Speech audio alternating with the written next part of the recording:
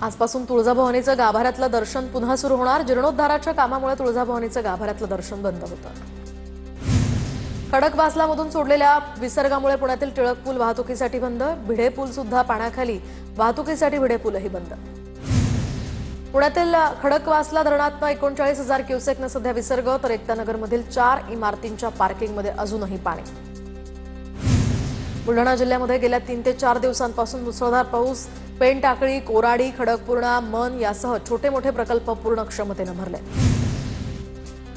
बाळानं गिळलेली खेळण्यातली चावी एंडोस्कोपीद्वारे आता बाहेर काढण्यात आली। वर्ध्याच्या सावंगी रुग्णालयाच्या गॅस्ट्रोएंटरोलॉजी या विभागात उपचार।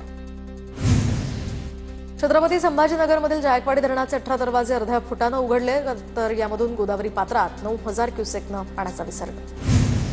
पंढरपुरातही चंद्रभागा नदीनं ओलांडली धोक्याची पातळी। उजनी आणि वीर धरणातल्या विसर्गामुळे चंद्रभागा नदीच्या पाणी पातळीत वाढ।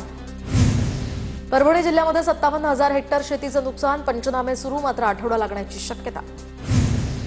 रत्नागिरीमधील मुसळधार पावसामुळे भात शेतीला मोठा फटका। काजळी नदी इशारा पातळीवरून वाहतेय, नारळाच्या बागेतही 4 फूट पाणी।